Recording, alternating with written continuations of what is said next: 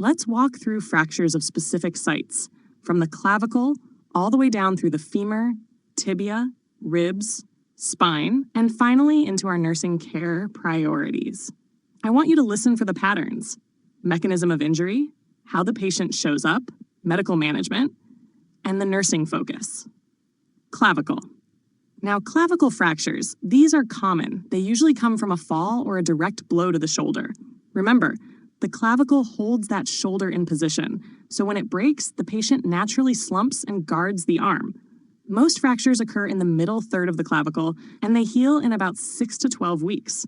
Treatment: closed reduction and immobilization. Sometimes we use that figure-8 bandage or a sling for comfort.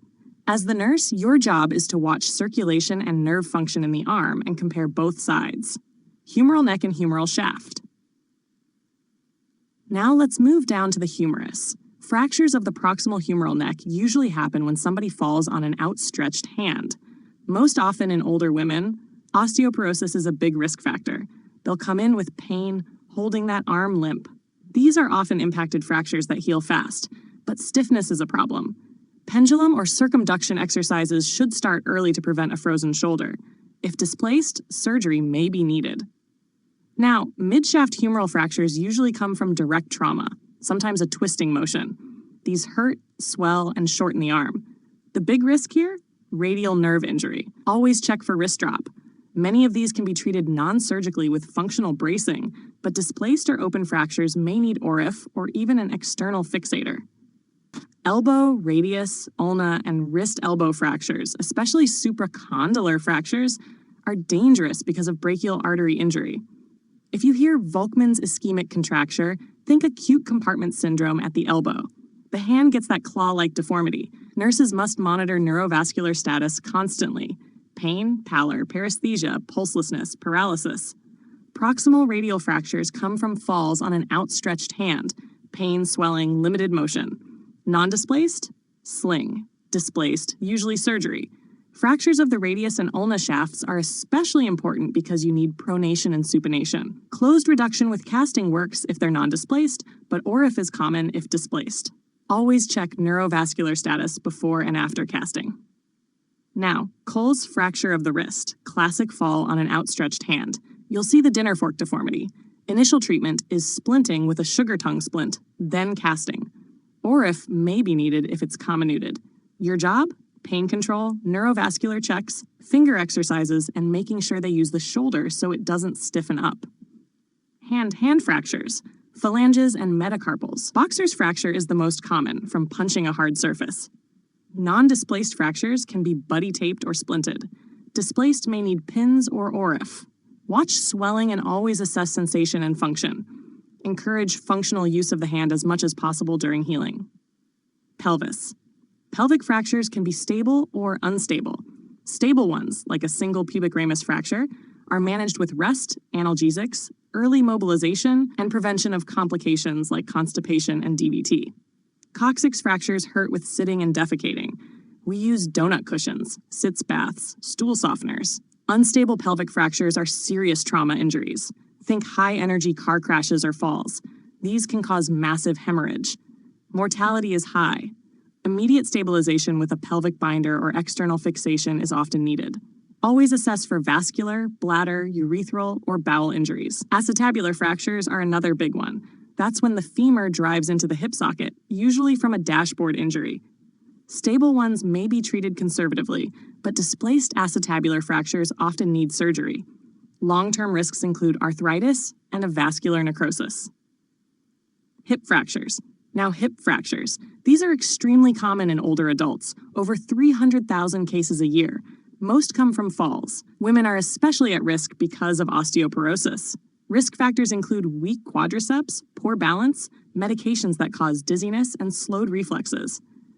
Intracapsular fractures, femoral head and neck, often compromise the blood supply, so a vascular necrosis is common. Extracapsular fractures include intertrochanteric and subtrochanteric.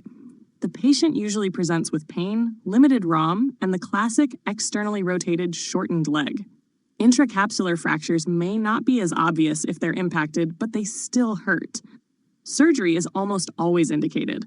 Could be internal fixation with nails or screws, hemiarthroplasty, or total hip replacement. The goal is early mobilization.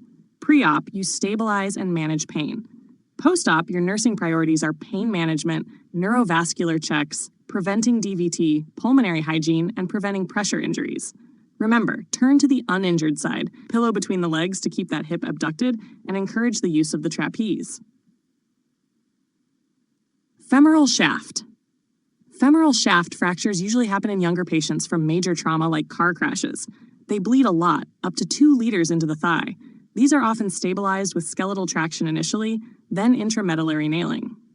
Nursing care focuses on neurovascular checks, pain management, and monitoring for complications like compartment syndrome and fat embolism. Tibia and fibula tib-fib fractures often occur together from twisting injuries or direct trauma. Assess the peroneal nerve. If injured, the patient won't be able to dorsiflex the great toe. Stable, non-displaced fractures may be casted. Displaced or open ones usually need surgery. Watch closely for compartment syndrome, infection, and non-union. Rib fractures.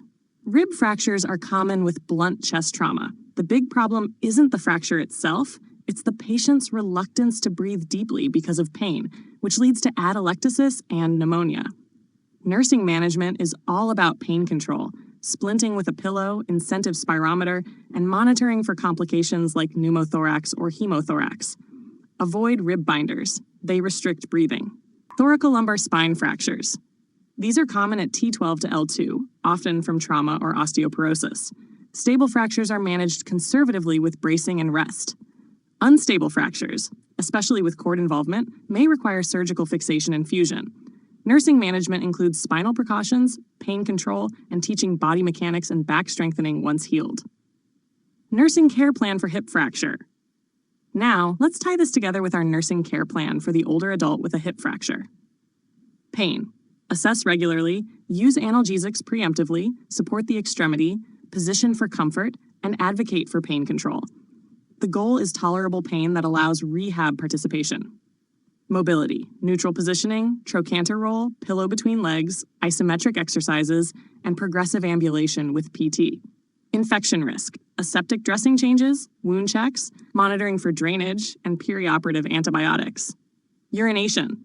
Avoid long-term catheters, monitor I&O, and use bladder scans with intermittent cath if needed.